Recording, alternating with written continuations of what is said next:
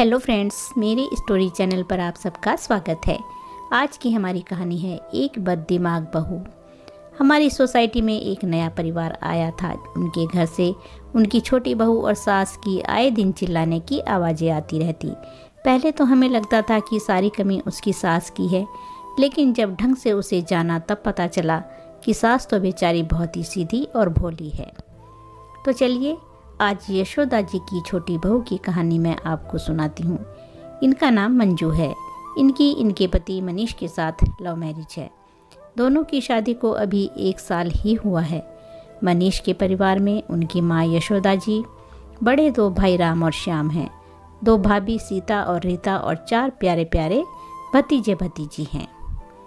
जहाँ दोनों जेठानियाँ मिलकर एक साथ रहती हैं, वहीं छोटी बहू मंजू आते ही अलग हो गई, क्योंकि उसे संयुक्त परिवार के झंझट में नहीं फंसना था। यशोदा जी के पति नहीं हैं। जब तीनों बच्चे बहुत छोटे थे, उसी समय उनके पति की मृत्यु हो गई थी। यशोदा जी ने ही मेहनत करके अपने बच्चों को पाला था। उनकी पढ़ाई लिखाई करवाई थी और विवाह भी करवाए थे, जिसमें दोनों भाइयों ने भी खर्चा किया था, क्योंकि तब तक वे दोनों कमाने लगे थे।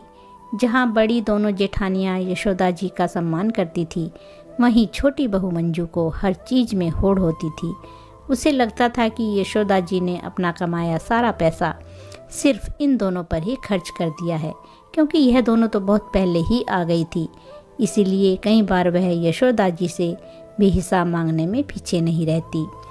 लेकिन यह तो उसका रोज का ही था। कभी कहती कि सास ने कोई गहने नहीं डाले, तो कभी कहती कि सास ने कुछ दिलवाया ही नहीं। कोई भी ऐसा तीज त्योहार नहीं जाता जिसमें घर में कलह ना होती हो। ऐसा नहीं है कि मनीष ने कभी समझाने की कोशिश नहीं की, पर मंजू थी कि समझना ही नहीं चाहती थी। आज सुबह सुबह भी वह यही बहस लेकर बैठ गई कि आपने हमारे लिए किया ही क्या है। जो भी दिया है अपनी बड़ी बहुओं और बेटों को ही दिया है। सुबह सुबह क्यों कलह मचा रखी है मंजू? तुम कहना क्या चाहती हो? माँ जी, हमें अपने लिए अलग से प्लॉट खरीदना है।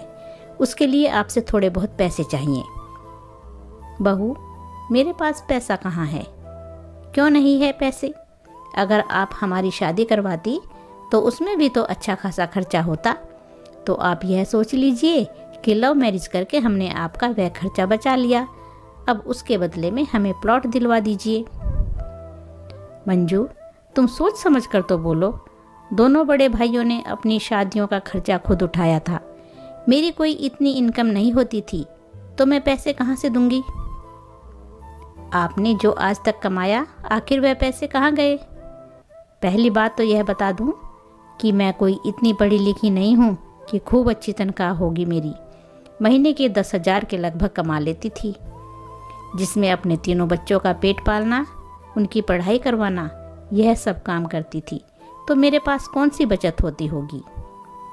बहू, मैंने बहुत गरीबी के दिन देखे हैं, और आज जो तुमको सब कुछ हरा हरा दिखाई दे रहा है ना, वह मेरे बच्चों की मेहनत है। और वैसे भी मुझसे हिसाब मांगने वाली तुम कौन होती हो? आज के बाद ऐसी बकवास की तो मुझसे बुरा कोई नहीं होगा। यशोदा जी ने बहस आगे बढ़ाना ठीक नहीं समझा और उठ करके वहाँ से चली गई। लेकिन मंजू का बड़बड़ाना जारी ही रहा। आखिर में किसी ने उसकी बातों पर ध्यान नहीं दिया, तो वह अपने आप ही चुप हो गई। कुछ महीनों बाद मंजू ने एक सुंदर से बच्चे को जन्म दिया।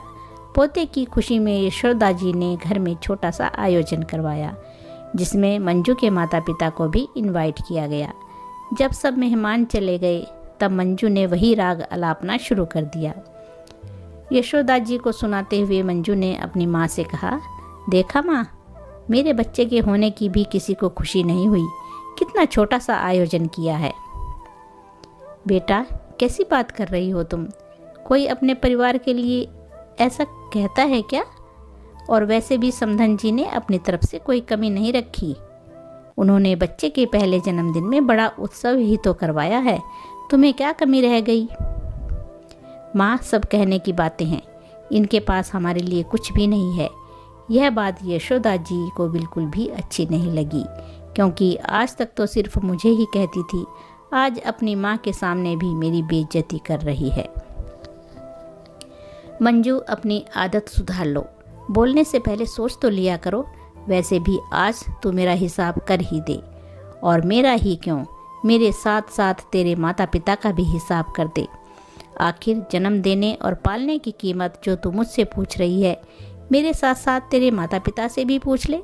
जो उन्होंने तेरे लिए किया होगा वही मैंने मेरे बच्चों के लिए किया होगा। देखा माँ, कैसे पैसों के नाम पर यह मुझे सुनाने को तैयार हो गई।